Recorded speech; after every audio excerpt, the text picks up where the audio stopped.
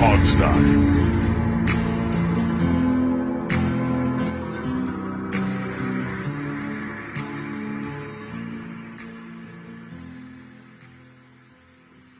Hello, everybody. I don't think we were all ever emotionally prepared for what's happened with this season. I was trying to figure this out. I was doing the math in my head. I was 8 years old the last time the Washington Redskins were in the conference championship game. It was the 1991 season, right? So it has been a very long time. I assume both you guys were in your military duty in 1991 during the championship season, right? Yes. Actually, no, not me yet. It was a couple years prior to that. I was only 19 years old Oh, at okay. the for that last conference championship game. I'm not going to Okay. say where I was because it would give out personal information, but Right. I was in uniform in some Steve was in a capacity at super that time. secret location in uniform. Yes. Now I will say my first assignment after that was Italy. Couldn't have got much better than that. Right. Steve's first assignments, I think he's told me over the years, they were not great. They were not great locations. I don't want to get into it, to be honest. No, we That's won't. cool. Yeah. But it's been a very long time since Washington was this good. I was still playing with action figures at 8 years old. You guys were adults, so like you were doing adult things. I totally get that. I think that's fair. Dave might have still been playing with action figures at 19 from how Dave reacted. Well, they wouldn't be called action figures, but we'll leave it at that. I was playing with G.I. Joes and Ninja Turtles. Sorry to hear that. Yeah. Hey, the 90s and 80s were a great time to be a kid. Yes. But hey, welcome to the show, everybody. It is conference championship week, and somehow we're still alive. I don't understand. First, I want to get your guys' reactions, how you felt when you saw the clock hit zeros and Washington up by 14. What was your first reaction there? It's a bit, I don't want to bring the mood down. It Sure. was very conflicted for me because I've made no secret of the status of my fandom for the franchise recently. And I got to be honest, when I saw that, it was something along the lines of anger, to be perfectly honest, because in my head, and I'm not saying this is rational, but I'm telling you because this is what we do, exactly what I feel. I suffered through decades of Redskins failures, decades and decades, and embarrassment and literal deaths, horrible owners, all that stuff. And then they destroy the name and the logo that I love, and then all of a sudden the franchise is good again. That really bothered me a lot, to the point where I was seriously wondering what I was even doing. What am I even doing here? Honestly, that is what went through my head, because I mean, the destruction of the name and the logo really mattered a lot to me. And yes, we know. I didn't really appreciate it. I did not appreciate in the same manner you guys did what happened last Saturday. That's to be perfectly honest, that's what's going through my head. But what I want to hear about is how excited Dave was. Well, I'll say, this is exactly why I did what I did, from the Redskins to Commanders, and treating the Commanders almost as an expansion team, and just basically laying the rest of Redskins all together, because I knew the name was never going to come back.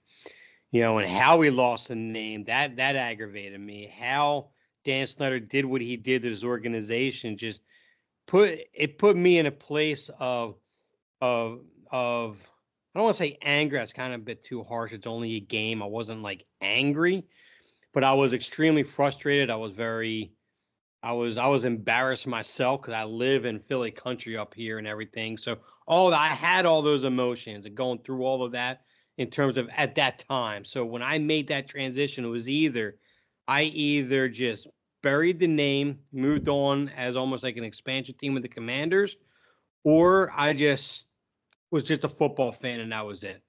but I couldn't take myself away from the burgundy and gold. I couldn't take myself away from the team itself. So I moved on in that nature. Jaden Daniels is what brought my fandom back for the burgundy and gold. I still don't like the name, but I've learned to adapt to the name much better. So now it's just so now I'm living through this in terms of burgundy and gold in my head. Redskins has put the rest of me about long. You saw what I did with the whole flag folding thing that I did back there, my whole memorial, all that stuff. So during the game itself, I was literally, I was almost at times where I was almost kind of emotional at certain points. My wife thought I was going to pass out on a half a dozen other moments. And I was spiking my football that I hold in the house multiple times. My one dog looked at me as if I was absolutely freaking nuts. I had to pick her up and move her up on the couch and away from where I was because she was actually starting to get scared. I felt Don't bad spike for the her. ball and hurt the dog. No, Well, I wasn't. we- That's why I moved her so that it wouldn't get the ricochet onto her. We But also know all- that at one point you ruptured your wife's eardrum, maybe by screaming so loud. Yes, that is That's exactly documented true in too. our group text. Yes. Yeah, you did So- say that. That's true. Yes. So basically, I'm living this moment, as a burgundy and gold fan, and that's how I brought those two entities together loosely. And so I celebrated, and I was like, it's about time we removed that cancer. And it's amazing what happens when you remove the cancer, that tumor that grows over time. And look at That the organization. 5'1" tumor. Is that what you're talking about? I don't think he was that Yes. short, was he? I mean, he's not Dave's 4'10". I don't think. No, I actually, think Dan Snyder was a actually, little taller. Actually, when I walked in the convenience store down there some years ago, and it was like, yeah, man, he'd even look up to you. So yeah, he was definitely shorter than me. Maybe he was. Maybe he wore lifts like Tom Cruise does. Maybe. Yeah. But I mean, I think that when I went to visit Hobbiton in New Zealand, Dan Sutter would have felt He's very about that off. size. Yes, he wouldn't have But- to duck going into those houses that I did, like I but did. I'll be frank with you, Steve. Though I think I know your feelings about the Redskins name, and I get it. I'm with you on that with the frustration side, but I think Jaden Daniels is the kind of guy you can rally behind. I mean, I know it's not the Redskins. I know it's never going to be that again. But this is just an opportunity to open up to a whole different team now. The colors are still there, and you have a quarterback and an ownership, and you have an organization you can actually be proud to be behind, even though the Redskins name isn't there anymore. I can't. You have an open door to treat them as an expansion team like I did. And trust me, it made all the difference in the world when I did that. It really And let's be I honest, can't it's get not there. Magic Johnson and Josh Harris's. They weren't there. They didn't make any of these No. decisions. That you're right. Yeah. So No, there's I that. hear you. Yeah. I hear you. I cannot get there. I I- just cannot. I mean, and- from an objective standpoint, he's a fun guy to watch. And I think we can also get it. all respect that. That Absolutely. you can't get there.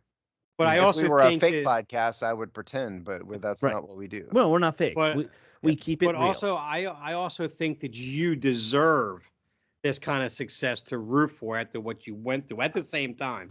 Honestly, Especially Jaden Daniels. what I think you said deserve that. before, it's like you're a football fan. That's kind of me, to be Yeah. honest. So So one, But I think appreciate the for sentiment, me, Dave, I do. And we're gonna go through Absolutely. the game, but for me, there was that moment, and I can't remember when I texted you guys this, where I just was like, I couldn't process that we were actually about to win that game. You sent out a crazy picture of you looking like you had gotten electrocuted or something. Yeah, you well, know, that's just also. because I hadn't washed my hair like in 2 days. It's very Either that or You cold. stuck your finger in a light socket. But one of the if two. I don't comb or wash my hair, it's just, I have Einstein hair these days, which is fun and I love it. But it doesn't look great on camera. I think I'm also a little cross-eyed in that picture too. If you look, You look crazy. I mean, you look like you got electrocuted. Like you look like you're in the process of being electrocuted in the picture. I'll take that. I'll take that as a compliment in some weird way. But just the range of emotions of, I honestly never thought they would get this far in my lifetime again, especially under Snyder. Like I assumed this was just out of the picture for us as a fan base. We were like the Cardinals. You're just never going to be good again. But they had, Jaden Daniels. It is the Harris ownership group making this a respectable organization, despite the name stuff, despite all the changes that had to be made by Dan Snyder for him to try and keep it, and he failed. But like there was a lot of, oh, I never thought we'd be good again in my brain. And that's just all going out the window. And there's still part of me that's like, I still can't believe that we're actually good. I can't. I just can't. I can believe the Capitals won the Stanley Cup. I can believe the Nationals won a World Series. I can believe all these other local teams have had success. They've been so bad for so long. Like I said, I was 8 when they were actually good. Well, this is what ownership does, okay? So, Yep. For example, Washington signed Frankie Louvu in the offseason. We all collectively shrugged. I remember all of us, certainly me, going, Frankie Louvu, interesting signing. He looks mid-level, starter. Okay, Yeah. he won't be anything special. Well, the dude is an All-Pro, second-team All-Pro. Right. And he's more a importantly, monster. though, and more important, so they have quality talent selection, but what they've also had is a plan. They knew, as it turns out, far better than any of us idiots, which isn't surprising, how these pieces would fit together and how they would play. And it's been professional from day one, which is a huge change from what the Snyder era was. It was, Dan Snyder went after every big name ever, all the way back to Deion Sanders. He was never going to fit here. His attitude never worked in DC. He was washed up. He was old. Bruce Smith was another one. That might not have been Snyder, but point is, no, that was definitely Snyder. That was definitely was Snyder. it Snyder? Yeah. Okay. Yeah. He didn't have the attitude problem of like a Deion, but Albert Hainsworth is the archetype of this. Yes. Adam Archuleta. That's also there's another one. There's and a Jeff list of George. We could name a whole list of them. Yes. But this organization has a plan. They've established quiet professionalism, I would say, in this organization, and that makes all the difference. Yep. Talent evaluation, professionalism from the top, and then they've also hired a better coach who can kind of tie it all together. There is a level of professionalism that you're talking about that I agree with, but they also have established this culture of and the stories that you hear about when a player gets hurt, Adam Peters or somebody from the senior staff is on the phone right away with his family talking through what's going on. Right. That goes beyond a level of professionalism in sports to like high class. And in contrast, Trent Williams got cancer and they barely even acknowledged. They didn't get it treated for months and they barely acknowledged it. Yeah, exactly. I think that there's a professional culture and then there's what's beyond professional culture, and they've gone to that level very quickly. Yep. And it does make a difference.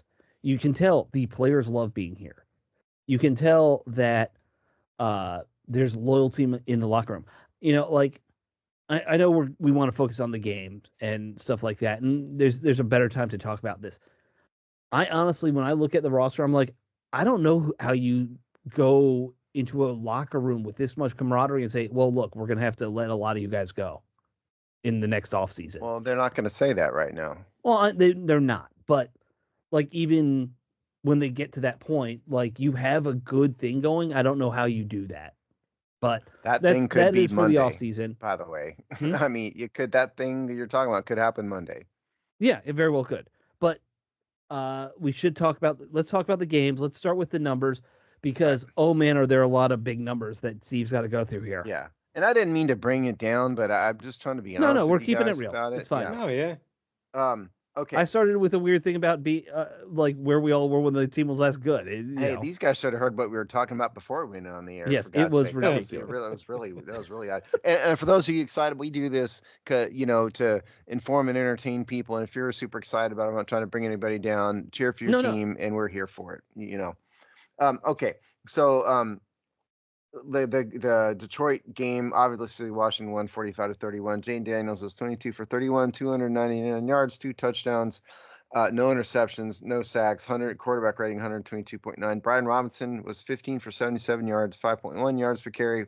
Jane Daniels was 16 for 51, 3.2 yards per carry. Austin Eckler, 6 for 47 at 7.8 yards per carry. Jeremy McNichols, 4 for 8. Marcus Mariota had the one carry that was a busted play that went for McNichols had a touchdown too. Oh yeah, sorry, McNichols had a touchdown. Receiving, De'Ami Brown was leading receiver again, 6 for 98. Average of 16.3 yards per reception. Terry McLaurin is 4 for 87, 21.8 yards per reception. Austin Eckler, 4 for 41. Zach Ertz, 5 for 28. James Crowder, 2 for 25. John Bates, 1 for 20. And on defense, Jeremy Chin once again led the team in tackles, 12 total tackles. Frankie Luvu, 9. Bobby Wagner, 8. And it goes down from there. And then the sacks, Dorrance Armstrong had 2. That's sacks. Interceptions, Mike Sandersill had 2. Quan Martin had 1. Jeremy Chin had 1. Trustway, 1 punt for 48. Zane Gonzalez was 1 for 2. And on the Lions side, Jared Goff, 23 for 40, 313 yards, 1 touchdown, 3 interceptions, quarterback rating of 59. Rushing wise, Jahmyr Gibbs was 14 for 105 at 7.5 yards per carry. Jameson Williams, 1 for 61. David Montgomery, 7 for 28. Amon-Ra St. Brown was the leading receiver in the game. He was 8 for 137 on 10 targets. And that's stats. First off, let's get the ugliness out of the way. What the hell? We let Tressway punt one time? What the hell? I mean, he's got to punt sometime. He's got to, he's got to earn his keep. He earns his keep holding on field goals. That's how he earns his keep. I missed the Tressway game, to be honest. I do too. And I feel like his talents are honestly wasted on such a good offense now. Well, he didn't have a great year though, to be honest. He didn't get a lot of reps in, Steve. That's the problem. Well, yeah, granted, but that's not. So I was looking at, because I'm Mr. Stats around here. Yeah. So if you look at punting, he's actually this year middle of the pack at best in punting. So if you want to go by yards per punt, let's do that. 46.9, that's ranked 18th. Detroit actually was the leading punting team, 51. And then the worst was the Buccaneers, 43.7. He was in the middle. It wasn't the best year he's ever had for punting wise. No. But when you've punted 20 less times than most seasons that you've had before. So he had 50 punts this year, right? Which is 29th in terms of most punts. So it tied with the Tampa Bay Buccaneers at 50, and then Atlanta, San Francisco, Detroit punted less. And so yeah, he didn't punt very much. He didn't punt very. And last year he punted for 73, and then 83 the year before. It's a significant drop off. Yeah. But his yards per punt was not the same. See, he's a volume punter. Right. Right. He gets better the more he punts. That's the problem. Okay, talk yourself into that one. That's fine. He did have almost half of his punts inside the 20, though. So there's that, too. Yeah. All right. But we're not here to talk about Tressway's stats. You brought him up. We have to talk about this offense hit a new level. They've been playing well, other than the Cowboys game, which was kind of phoned in the last 2 months. They've been playing well, very, very well in general. But wow. First off, somehow Brown has come alive. Another outstanding game for a guy who's, I think now in 2 playoff games has outpaced most of his regular seasons. At least these have been the 2 best games of his career. Right. Without question. Certainly in terms of impact. Yeah. He's never had a game that. What I wrote in the takeaways column is like he's really come around, and what he looks like to me is he actually has been a plus level starter somehow. He went from, this guy really turned his career around. Yes. He looked like a bust. Yep. Me, he looked like a bust. And what he's become is, everybody's forgotten about that kind of quasi bust label and gone, look, this guy is a serious, legitimate starter. And kudos to him. And because Washington, his team has needed somebody besides Jerry McLaurin to actually be able to threaten a defense. And right now, that's Brown. Yeah, I mean, and it's not just on. I mean, the receiving is a huge part of it, but like on the Terry McLaurin screen play, he was one of the guys out there, wasn't he? He was one of the guys blocking. Yeah. Yeah, man. You I think know? it's the case was the other one. Yeah. Yeah, and like you gotta to be good, you have to have receivers who are willing to do the yeoman work every once in a while. The unpretty stuff, blocking for each other, blocking for the running backs, running routes where you know you're not getting open, but you got to run them hard to get the guy who needs to be open. That's what makes a great receiver, right? And he's doing all that, and he's performing when he's getting the opportunities, which is just amazing to see. I Like, actually don't think he's the biggest story in offensively though. I mean, that's great, but the biggest story offensively is that the running backs actually produced. That's the first time in weeks that the running backs have produced. yeah, Byron Robinson averaged 5.1 yards per carry. Austin Eckler was in there, 6 for 47. yeah, that's That is, impressive. Jane Daniels didn't have, by his standards, a good running game. He had 16 carries for 51 yards. That's very unlike him. Every game in the past, month and a half, it's been Jane Mhm. Daniels carrying almost every game, carrying the running game. And we've complained for weeks on this show Yeah, about exactly that. And this is a game in which the running backs actually did their part. Even if you subtract Brian Robinson's long of 15, that brings it down to 14 for 61. hmm And that's still more than 4 yards a carry. Well, and I don't have it in front of me anymore, but at one point, if you remember, I pulled up and did some quick number crunching on like the last few months, and I believe it was 7 of the last 8 games in the regular season, or maybe it was 6 of the last 8. Jane Daniels had outrushed all the running backs put together. That's what I'm saying. Yeah. He's been I'll take your word for it. I mean, it sounds right. Yeah, That's what I mean is like he has been the running game, and that is not a long-term recipe for success other than Lamar Jackson. And Lamar Jackson has had Derrick Henry this year. right. That is not a recipe for success in the No, NFL. it it And it won't work no, in a not major long game. term it won't. Yeah, yeah. No, That's No, the biggest story of the offense to me. I think now I think you granted, you have a good point there. when you do talk about the running game against Detroit, you have to also still include they did have the 22nd ranked rush defense, averaging 4.7 yards per carry allowed in the last 3 weeks of the season, And 4.5 4.5 overall. for Yep. overall. So I Certainly mean, a factor to it. yeah, Absolutely. Yeah, absolutely. I'm just But I saying, think like, you got to make no, baby steps somehow. yeah, absolutely. But I think what I saw out of Brian Robinson in this game that he's been lacking for like the last half of the season, he was a more of a patient runner. He allowed the running lanes to open. He actually cut inside or outside instead of just running up the rear end of the offensive lineman and just hopefully he can go in tow and get a few yards. But what he was doing in the first half of the season. So I don't know if he was dealing with if injuries was hurting him at that one point of the season where he wasn't doing that. But what he sure. did against Detroit is what he was doing in the first half of the season when we were recognizing him for being more productive and on the way of having a career year. But then, the one thing that started with me offensively though is that it's amazing how much we missed Austin Eckler and how much he really opens up this offense because now when he's in there, they weren't able to fully isolate on McLaurin or Zach Ertz because they had to now account for a running back out of the backfield, which they didn't have to do for like the last half of the year. And you saw that difference, and Eckler was a huge factor in this game, and I think He's he's kind of going to like be going forward. he's kind of like the ultimate flat pass in the flat screen Yes. pass sort of running back. And Yeah, yeah, they don't have that they don't have a backup for that when he's not there. I do think that makes a tremendous difference. yeah. I mean, he had almost 100 yards altogether He had himself. 41 receiving yards, and so in total that is 88. That's 88. 10 Okay. touches for 88 yards total, which is Yeah. approaching 100 yards. Yeah, Right. close. Not quite there. Right. But yeah, I mean, look, yeah, I think they're big impact guys. Terry, we almost are taking for granted what Terry did. I mean, that big screen was a bulk of his yards for the day, but Yeah, it was. he came in a couple other times in clutch passing situations that mattered.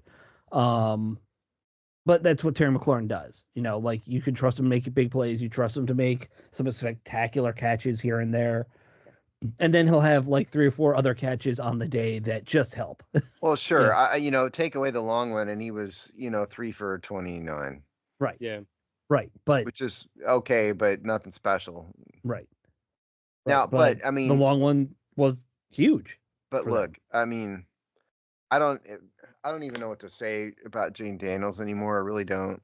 The guy seems to be completely unflappable. Mm-hmm. That was a tough situation. You're going into Detroit. It's a dome. It's loud. I've been in that stadium. It Yeah. can be loud. Most rookie quarterbacks would have been shook a little bit, mentally shook up in that situation like that. I mean, we saw Brock Purdy, a year ago, didn't act like that. There's a couple that don't. He seems to be one of them. And his demeanor, I think, sets the tone. You mentioned it last time, David, comparing him to Joe Montana, not by performance, but by mental capacity, Toughness. status, calmness. You're right. And and I think that makes such a huge difference. But this guy has come through time and time and time again. And it's special to watch and special to see. And all this other stuff, we're talking about running backs, receivers, all that is a bunch of junk at the end of the day. None of that happens if he's not out there. I mean, Right. I think that's the truth. he is a quarterback robot, is what he is. And I don't mean that in a bad way at all. I mean, he's been doing the VR thing. We talked about that.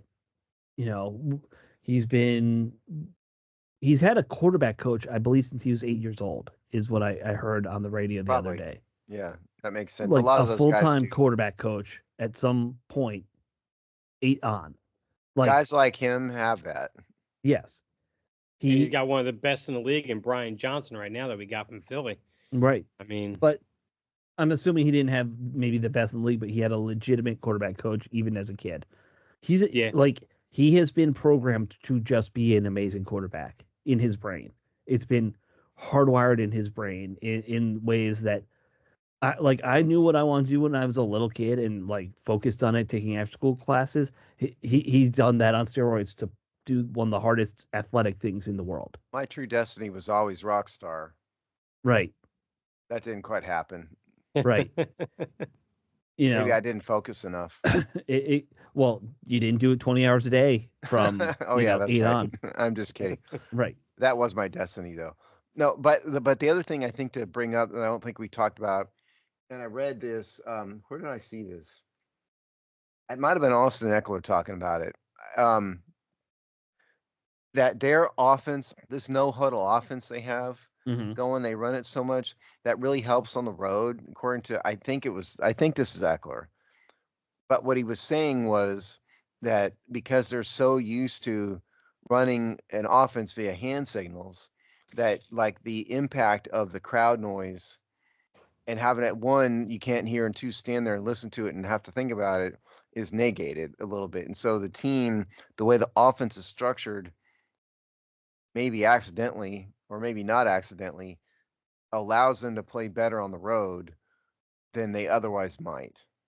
So I think that's worth mentioning. I've also heard in interviews with other players, and Eckler too, probably, because I've listened to a lot of his interviews, they've really simplified play calling in a way that I've always wondered why NFL coaches they seem to detest having simple play calls.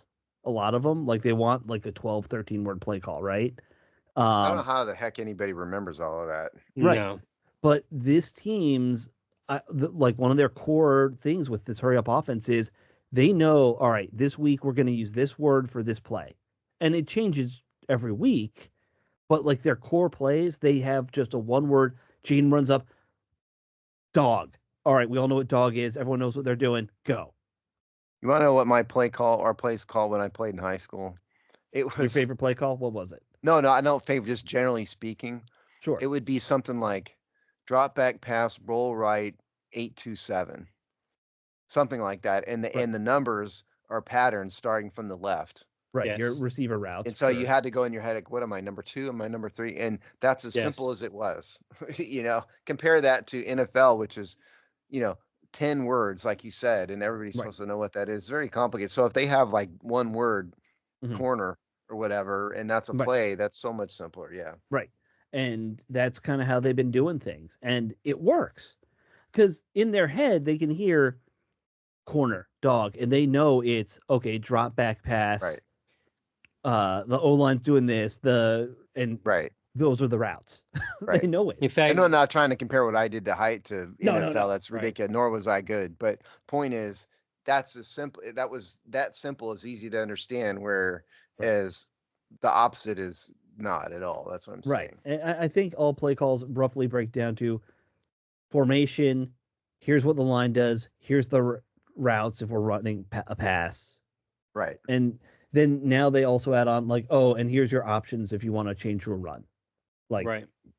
that's but they've simplified it and it works so well. And you have a rookie quarterback. Make things simple, and make them simple and effective at the same time. It's brilliant. By Now, one Cliff thing Kingsbury. I think we do have to say about this is that Sam Cosmi tore his ACL and is out and gone. Yeah.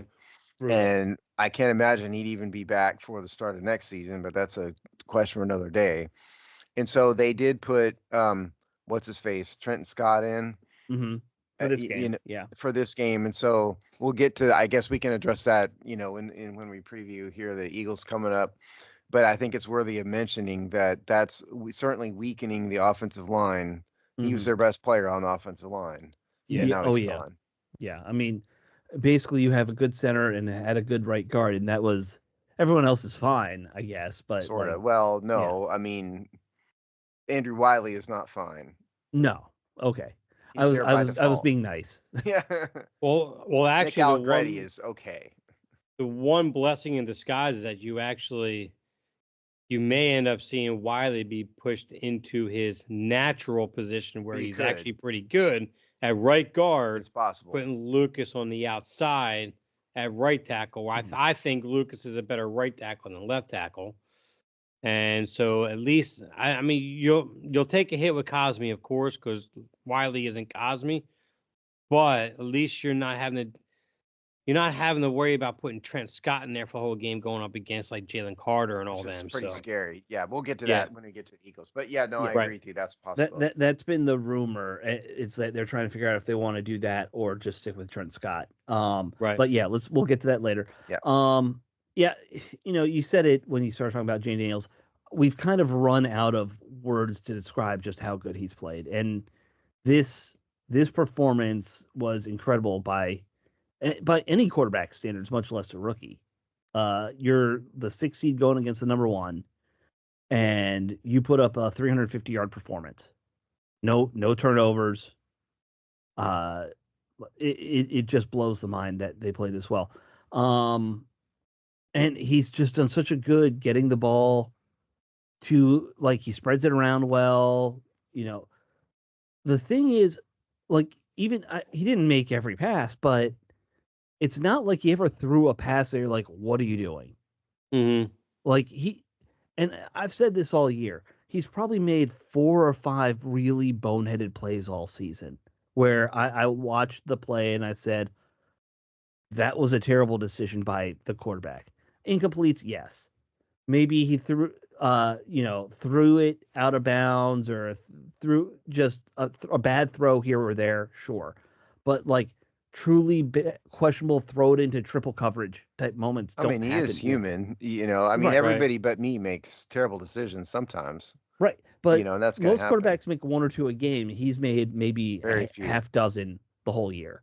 Very few. Absolutely. And see, what gets me with Jaden Daniels is, like here, like the guys at work here say, sorry, he's gonna there's gonna be a tape on him.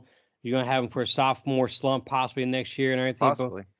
But my question is, how do you guard or how do you scheme a defense against a guy who can hurt you on the blitz, he'll hurt you when you keep him in the pocket.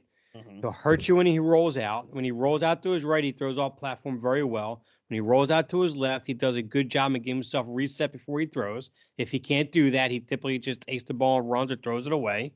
Right. I mean, you're talking about a quarterback who doesn't go one read and run. This is a guy who goes through progressions. He goes through his reads. And he's not just reads, oh, is he open? Now I'll throw it. No, he goes through. He's recognizing what the defender is doing, and then he's throwing the ball where he knows the receiver is going to be before he breaks in the route. And then when a defensive coordinator tries to adjust that and confuse him, he might get confused at one time, but then the next time they try to do it again, he's already registered, well, you did this last time, so now I'm going to bait that linebacker and now bring him over there because now my play where it looks like it's going like this, now all of a sudden I got Zach Ertz or somebody coming over here. I cleared your linebacker out now, and then boom. So it's we need to move on, but I mean, there may be we're not equipped to really study his film like a professional. Right. There may be tendencies. He may have tells that once they sit down and look at him. I mean, we'll see. All right.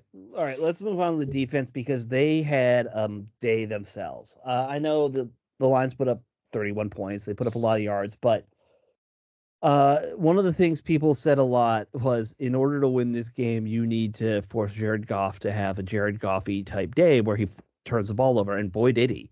3 picks, a fumble. Yep. Washington had what was it? Just 1 touchdown off of a turnover directly, but then they set themselves up quite nicely for a couple others there. That was a outstanding performance to bait Jared Goff throughout the day into turning the ball over. Well, actually, so if you want to go through this. Yeah. The fumble resulted in the first turnover was a fumble, resulted in a touchdown. Right. Pick 6 was the next one. Sure. Next interception was into half, so that didn't result in points. Sure.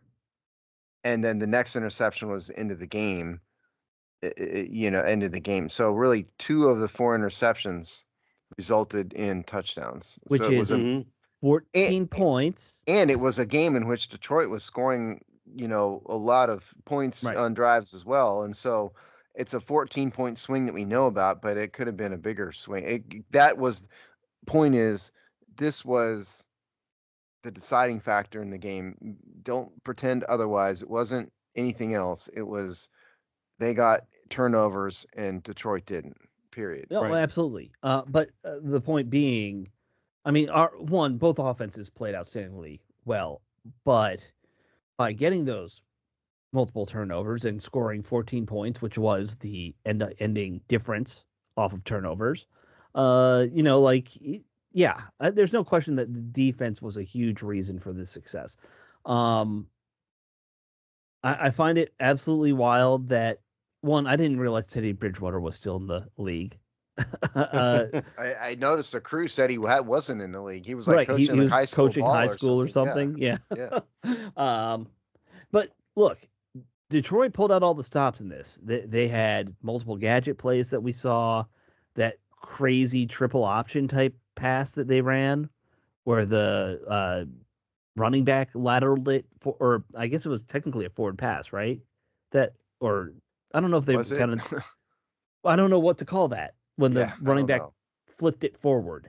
You talking about the? Are you talking about the touchdown run from Jameson Williams for 69 yards? It was like another trick play they ran where the running back. It doesn't matter. Here's the point. The turnovers.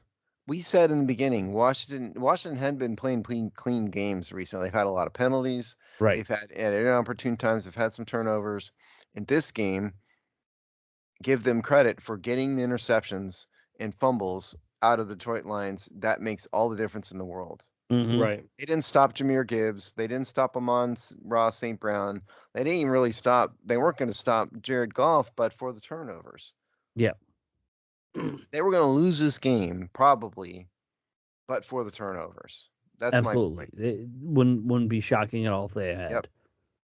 Well, I have to give a big shout out to Sanders still. I mean, he's really kind of solidified himself as being that number 2 corner on the outside. Absolutely. Sure. But the most impressive thing in this game is that pick he had to end the half. As Jameson Williams, yes, one in the end zone. He completely recognized that play, recognized the route, because as soon as Jameson Williams went to come out of his route, Sanders still was already making that cut to come across him and he knew where the ball was going to come, and he was right there perfectly. And you're talking about a corner that is absolutely has floored me in terms of what he can do on the outside. I mean, I knew he was going to be good, but I didn't think he was going to be this good. I thought his height was going to be a limiting factor. Yes. Yeah, I agree with you. I think I said that too in the takeaways column. I mean, Marshawn Lattimore has been a disappointment. Sure. And not so far. We know he He's hasn't had been healthy. I know, I get factors, it, but he hasn't lived up to it. Mike Sandersill has been the best corner over the past month? Oh, maybe more. I mean, I believe I texted during the game. Sandersill's our number one corner, and it's Did you? Yeah. Yeah. Well, in this game, Lattimore, as that was showed, he was only targeted once. Almost all of, I'm going to say Brown's targets came with him out of the slot, because they had to move him into the slot because he wasn't getting anything on the outside. So they kept moving him around in the formation, and most of the routes came out of the slot. You know, as far as Lattimore's side, he only had one target to his side. Yeah. Yeah. Look, the defense played great. We do want to talk about the Eagles game coming up. So let's wrap this up. Great, okay. The defense got interceptions. They didn't really stop. They otherwise did not particularly slow down or stop the Detroit Lions defense. Okay, they were never going turnovers. To slow down. No defense in the league was going to stop that. I'm not saying they were. I'm just saying let's not pretend the deciding factor in the game was they got the turnovers. Right. When they had to. They didn't stop the Detroit Lions. Otherwise. Right. They're not the 2000 Ravens. I'm not pretending that. But all right, why don't we do our game balls and we'll move on to the next game. I will go first. Okay. And I think on defense it's a pick 'em with all the people who did get turnovers. So I'm going to give it to the lesser sung hero Quan Martin, because I feel like Sandersill with multiple picks is going to get a lot of hype. So I'll go Quan Martin on defense, and on offense, Terry for that cool screen for a touchdown. That was just a great play. It's got to be Jaden Daniels on offense to me. I'm leaving him open for somebody else. Fair enough. I mean, we can all pick him if we need to. And Mike Sandersill with the 2 interceptions. I mean, I don't know how. To me, you got to go with that. So Sandersill and Jaden Daniels. I'm right there with you, Steve. Sandersill and Daniels, absolutely. Yeah. Look, a lot of people had good days. Yes, especially in offense. This game. Right. And how can you not be ecstatic about it as a fan? All right, let's talk about this next. Oh, well, before we talk about the next game, we should at least cover Buffalo 1, Kansas City 1. Boring, just boring. AFC, same teams are usually in there. It seems like now every year, but that's going to be the AFC Championship game. We'll talk. You know what? Why don't we just do it now? Give me your predictions. Who's going to win the AFC Championship, and then we'll talk about our game. I can't. I would torture myself from a fan perspective if I pick Kansas City because I'm so sick and tired of them. Right. So my rooting interest is Buffalo. However, I think Kansas City is a better team. They're peaking at the right time. They got really lucky in some of these games over the course of the season, but they've been playing very well. They know how to win. It's in Kansas City. They're good at bribing refs. We all know. I don't know about that, but allegedly, and that's a joke. Please don't sue us. Yeah. So while I certainly hope Buffalo wins because I'm just tired of Kansas City and I'm tired of seeing Taylor Swift and all of it, I think Kansas City's going to win. Yeah, I think right now you can't bet against Mahomes right now, and I can't see defense is one of the better defenses in the league right now, and and Mahomes just seems to have Josh Allen's number no matter how good the Bills are, and me, Steve, I'm actually, if it's not Washington to win the Super Bowl, I'm pulling for Kansas City to win the whole thing. For one, for a 3-peat because we haven't seen it, and 2, because they're gonna drive everybody nuts, and I absolutely love that. It's gonna drive me nuts. That's you fine. Want to drive me crazy? It's okay, Steve. I was rooting for the Ravens. I was rooting for the Ravens to come out of the AFC. Well, I wanted Lamar Jackson to get one real bad the worst way. Yeah.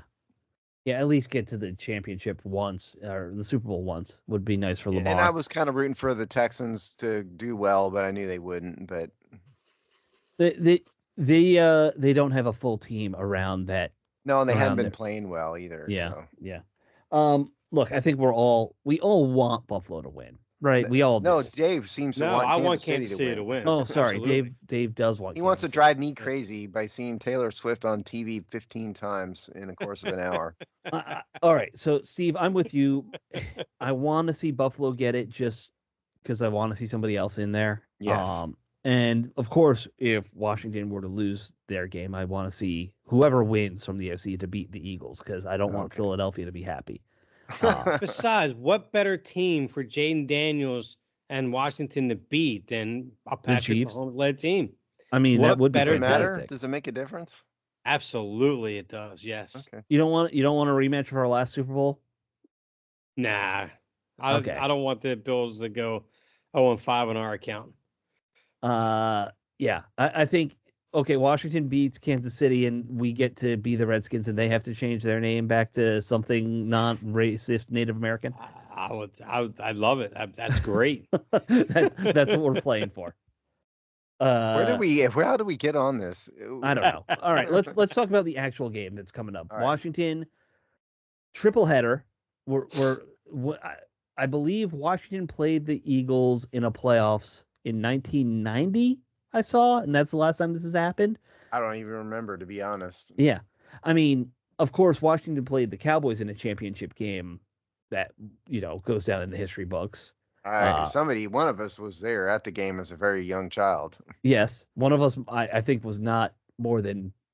What year was that actually? Was that 83. That was the 80. Yeah, so I was. It was the 82 season in January of 83.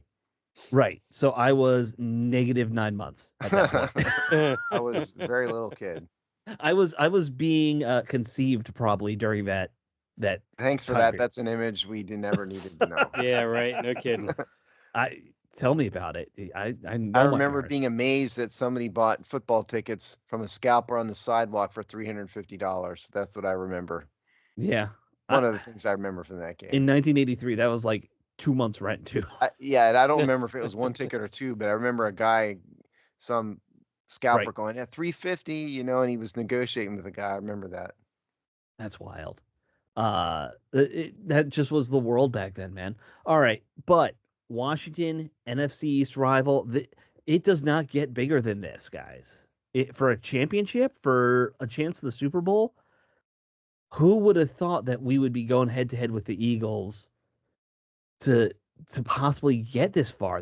Obviously nobody. So yeah, let's give this an honest shakedown, though. Don't be no homers. homerism. No homerism here.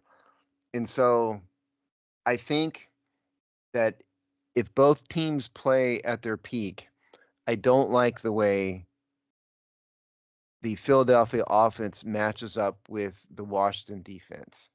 No. And now Jalen Hurts was hurt last week.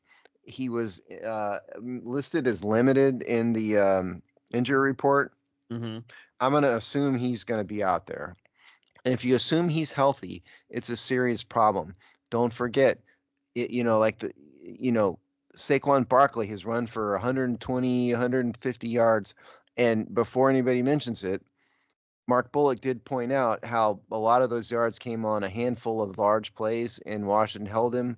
Right. But it wasn't one play; it was 4 or 5 or 6 plays. Right. It wasn't. So they didn't stop him. They did stop him, I would say, in the second half of the second game, but that was with Kenny Pickett there, and that totally changes the offense. So to me, that's the biggest matchup. Washington is a terrible run defense. They haven't stopped anybody all year. I think the single biggest thing they can do is figure out how to stop Saquon Barkley. If you look at what Philadelphia has done, they are nobody has rushed. They have more rushing attempts than anybody in the league by a lot. Yep. Saquon Barkley 2,000 yards. The two of them together are a serious problem. So I think the single biggest thing Washington can do is, above all else, stop Saquon Barkley. That's my initial. You say that, but the trickiest thing about the Saquon Barkley issue is traditionally when you're like, all right, we got to load the box to stop a running back. Barkley gets to the second level, man. You can't That's the just problem. load Oh, the I get it. box. I know, I get it. I'm not Yeah. telling you how to do it. I'm Right. saying they need to figure out the best way to keep him in check. Because I think that if Philadelphia, for whatever reason, can't run, Jalen Hurts is not a great pocket passer. No, He's not horrible, but he's not anything special out of the pocket. In what you were saying earlier, if he's healthy, I don't think he's going to be healthy still. He might not, but let's assume he is for the worst case scenario. Right. Dave, what do you think? Okay, so now there's a particular narrative that is right and also just incomplete without context. I get it. The last game, Jalen Hurts was hurt, knocked out in the first quarter. We had 5 turnovers. I concede the fact that if he's in that game, those 5 turnovers, he would have converted more than 6 points worth of. He would have done more than just 2 field goals. At least one more touchdown in that. The score in between would have been too large of a deficit to make up. We were drawing close. I get all that. That's fine. But still, you're talking about an offense that went against the number 1 defense in the league, averaged 5.8 yards per play, which is almost a little over more than 1 yard per play average on what the Eagles have been letting up. 4.7 yards per rush they averaged against them, and 6.4 yards per pass play. And Jaden Daniels had a 99.1 quarterback rating. Moving the ball on that defense, they had no problem with that. And if the argument is, well, we were missing C.J. Gardner-Johnson, if missing one guy affects your defense that much, then maybe your defense isn't as good as you think it is, in my opinion. And when you take that now, of course, I hear, well, Jaden Daniels is in there, you probably don't win that game. Well, if you want to play the what ifs, if you go back that Thursday night game, at the end of the first half, we were up 7-3. And in that game, Jaden Daniels missed throws in that game that we have seen him typically make consistently, week in and week out, constantly. But we knew about the rib injury. He was bothered by that rib. The cold weather wasn't helping any. So when they got into the second half, they went 3-and-out on the next 3 possessions, and Saquon Barkley took over the game, and they separated, and boom, and they won the game. So if you want to play the what-if game, with some of the Eagle fans I talked to, well, Jaden Daniels isn't hurt and he's not bothered by the ribs. We take that 7-3 lead into the second half, and in one of those next couple of possessions, we're probably scoring at least maybe 7 points, maybe 10 more points. Now all of a sudden, you get to the point in the fourth quarter, maybe Saquon Barkley in the running game isn't utilized nearly as much because now they got to catch up, and Jalen Hurts has to pass more. So it's a never-ending circle with that. But my key points in this game is that you have Sam Cosmi that's out, as we know. So who's going to block Jalen Carter? That's a big key in this game. We have to figure out how we can contain that and block that, whether it's moving Wiley inside, having Cornelius Lucas on the outside. But either way, Kingsbury has got to figure that out, and Kingsbury is going to have to earn his paycheck in this one. And another one is our 28th ranked rush defense, as you alluded to, basically, Steve, against their number 3 ranked running game. That's a huge problem right there. And so they're the 2 big keys that they're going to have to figure out, especially Jalen Carter, because he can wreck that game. But Jaden Daniels, under pressure, has done nothing but answer the bell all year long, too, at the same time. So I don't know, it's tough. I mean, yeah, the Eagles roster is so much better. I get that. They're stacked. They're healthier. It's definitely better. They definitely have a better roster. Absolutely. They are properly favored to win the game. Yes. I mean, don't be a homer out there, you guys, wonder why. They should be favored and they are favored for a reason. Let's see what the odds are here. I think it's 4.5 is the first 4.5, open and I think it's 47.5 total points. Yeah. Look, I think there's no question that if you were to look around the league and say who have the best rosters, not including quarterback, just outside of that one key position, of course, Detroit was probably number 1, but Eagles are easily number 2. Oh yeah, Eagles probably have. I mean, from a statistical perspective, they probably have the best defense in the NFL. That's true. Detroit's got a better offense. That's why I would put them higher, because I think offense matters more in the end. But Detroit's defense was not as good as Philly. Just listen at to any this. point. You want some rankings? So they're number 2 in the NFL in points, number 1 in yards, number 1 in passing yards per game, number 1 in yards per play, number 1 in passing yards, number 1 in passing yards per attempt. Where they're slightly less is rushing. 10th, not that that's bad, but 10th Right. in rushing yards, 11th in rushing yards per attempt. So if you want to, I wouldn't call it a weakness. But if they It's have just where they're less good. yeah, that number 1 in sacks for Mm-hmm. So they are no joke. And in terms of you want where did I left off? I'm on the wrong thing here. Time of possession, number 1. That shouldn't be a surprise. Our team that's the number 1 rushing team in the NFL. Right. 10th and third down conversions. I'm actually surprised they're that low in third downs. Yeah, and they're also lower in red zone touchdown percentage in the red zone too. They're 21st in that. Yeah, and so that's kind of where their weakness is on offense. But defensively, I mean, they're no joke. And can Washington run against that? History would tell us no. Just what did we do in the win? Washington put up 100 yards, 113 yards rushing. So and a lot of that's Jane Daniels. I mean, you can't. Can he pick it out there? It's tough. There is 62 opponent quarterback, 62% completion percentage, which is 6. Quarterback rate, opposing quarterback rating, a third, 82.5. They have been death on offenses all year, and it's a tough game. I mean, have no illusions that this is a game Washington just absolutely should win because of the magic of Jaden Daniels. They might. You'd be foolish to not have them get a good chance, but this defense is absolutely no joke. Yeah. I mean, look, I get it. This is going to be a tough game no matter what. It's going to be fairly cold in Philly. It's not snowing like it was for their game versus the Rams, thank goodness. I don't. It's going to be 40 degrees. 40 degrees, partly cloudy. That's downright balmy for Philadelphia in January, is it not, Dave? Pretty much. Yeah, I mean, it's a nice day for them. And overcast too. We've got overcast. Yes. Yeah. Yes. We had snow down here in South Texas for the first time in 20 years. Yeah, you did. That was pretty distressing. I will say I got a kick out of watching video of people having a snowball fight on Bourbon Street, and yeah, that's kind of odd. Yeah, but Bourbon Street, because of how it looks, it kind of looks like an Old West shootout with people just throwing snowballs at each other. Because 2 of them were wearing cowboy hats, even just to make it fun. It's very odd. Yeah, but sorry, I didn't mean to distract. Yeah. Look, this is going to be a tough game. I don't think anyone should be, under any illusions that this is. But if they can contain Barkley, I don't think Hurts is healthy. Hurts has not played well in these playoffs at all.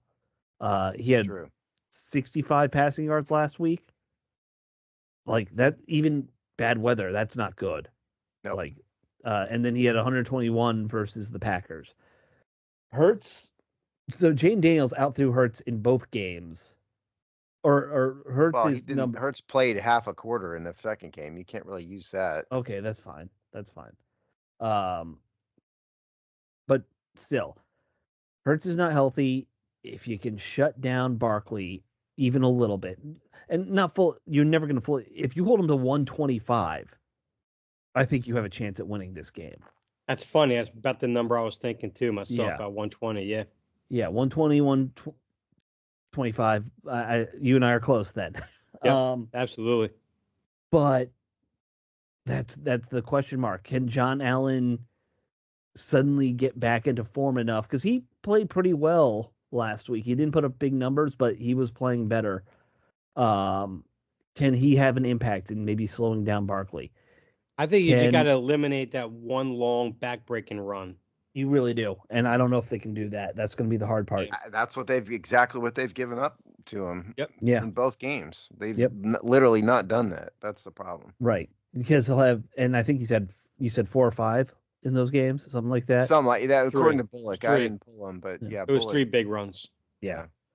If he has 3 big ones, you're probably toast. because they'll put up enough on the passing game to make a difference. And don't forget, I mean, they have receivers, man. I mean, just Mhm. They have don't very let's good just receivers. yeah, just don't pretend. I mean, it's Jalen Hurts, John Elway, no, but I mean, if you look at who he's passing to, AJ Brown, Right. don't forget he torched Marshawn Lattimore. Yeah. Yep. Yeah.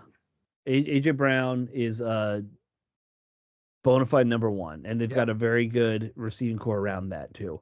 Devonta Smith is no joke either. Yeah. And they have a good tight end. Yep. So it's going to be tough defensively, but I do think the offense can hang with them. I really do. I think that the offense is playing better now than they played at any point in the regular season. Washington's offense. So I think they will be able to. If they're going to win, it's going to be a shootout type thing Mhm. in that respect. Like not a lot of Tressway action, not a lot of punting. Are we ready to do game predictions? Let's Here's do game the big predictions. moment. Yeah, I All know right. we're like way off time. All right, game predictions. I will go first. Okay. I'm gonna go with my heart, guys. Going with it. Washington wins this one. We're going to the Super Bowl. It's gonna be 35-31. Okay. Well, I think the way that Kingsbury runs that no huddle offense, he does. Sometimes he'll actually force that defense to get in their 3-point stances for like 10+ seconds. They don't like the ball right away all the time. I think they got to find a way of controlling the line of scrimmage, which is going to be tough to do. But I get that. I think they're going to sell out to stop Barkley, well, contain Barkley, and see what Hurts can do in the passing game. Let Hurts beat them. And I just can't right now. I can't go against Jaden Daniels. He's answered the bell too many times this year. He's constantly overcame every single odd. So until he proves to me he can't do it, I think he engineers this team into the Super Bowl and they win 31-23. All right. At the end of the day, I think Philadelphia's a better team. Well, we both agree with that. Yeah. Yeah, and I'm gonna go under the assumption that Jalen Hurts is injured, but he's well enough to play. I don't like the matchup. The Philadelphia offense, Washington defense matchup. Truth is, they should have lost the last game. So I'm not trying to be a buzzkill, but I think that it's more likely than not that Philadelphia wins this game. Close game. Washington plays well because Jaden Daniels will play well, but I think it's something along the lines of like, I'll go 35-31 Philadelphia. Okay. So we're all going high scores, I think. Oh yeah, for the sure. Interesting part. Yeah. Yeah. I mean, look, in my head, I know we're not favored, but I can't. It's the championship game. I can't rightly pick. Trying to be objective. Yeah, I know. I'm objective in everything but my heart. Which I is just sort heard of a country line. self-defeating, but okay. That's a country song line, I believe. The problem with being objective with this Washington team, when you look at the roster, I've been burned almost on every one of my predictions this year. Yeah. So I'm just like, you know what? I can't go with what the obvious is anymore. I can't even go that route anymore. Right. So I'll just bet on Jaden Daniels. 7-9. I mean, come on. Yeah. All right. Before we wrap up, we should mention, because we've talked a lot about the coaching hires. Ben Johnson went to the Bears. Glenn went to the Jets. Hey, good luck with that. I'm gonna say good luck to both of them. Well, I don't wish ill will on him. I just mean the Jets are a train wreck, and it's not going to work out, and he's going to get fired in 2 years. That's what I'm saying. I mean, I don't wish ill will on Glenn. Ben Johnson, that move he pulled with like the interview last year, a little will. That's just not professional. Yeah, I mean, but I think Johnson has a better chance of success than does. Oh yes, he has a better chance. I mean, he's got Caleb Williams, and I know some of you guys out there, the biased Washington fans, hate Caleb Williams and all that, or hate on him, but he just needs a good situation. Sure. So I think he's got a better chance than what's his face. What? Yeah. I don't know. We were talking about ownership at the beginning. I don't know why anyone would willingly go work for the Jets, other than the fact that you're going to get a lot of money to fail. Like, you know, like that's the only thing I can think of. I'm just curious because I know because Glenn came back to Detroit. Mhm. You know, even though they're kind of in the middle of negotiations, it almost started to seem like they were kind of coming apart, and all of a sudden it was like a last minute call or guess or whatever. Yeah. I wonder if Glenn is thinking, well, if I come here, I'm coming here. I want someone like Newmark from us because he worked with him in Detroit to come out there, and he wants to ensure that there's no Maybe. no tampering or whatever from the Mhm. ownership out there, which will last probably a year, and then he'll interfere anyways, as he always does. Yeah, it's going to be a So- train wreck. Yeah, so Glenn will have 1 year of opportunity to get it right, but Yep. unfortunately, he needs more than one. So And they're not going to get a quarterback. no. I should have mentioned. Yes, we did lose Lance Newmark to the Jets too. Washington. Yeah. Is yeah, that yeah, we official should- now? I think it is, isn't it? Okay. Or- I wasn't saw sure he it was official yet or interviewing not. for it. I'm not sure that it's actually done. Oh, okay. We'll let you guys know next week. 'cause Yeah, we weren't we'll prepared for double check this. on that. Yeah. But losing your assistant to the GM to the Jets to be their GM, possibly, probably, Yeah, likely. possibly, yeah. Yeah. All right. Well, that should wrap this up, guys.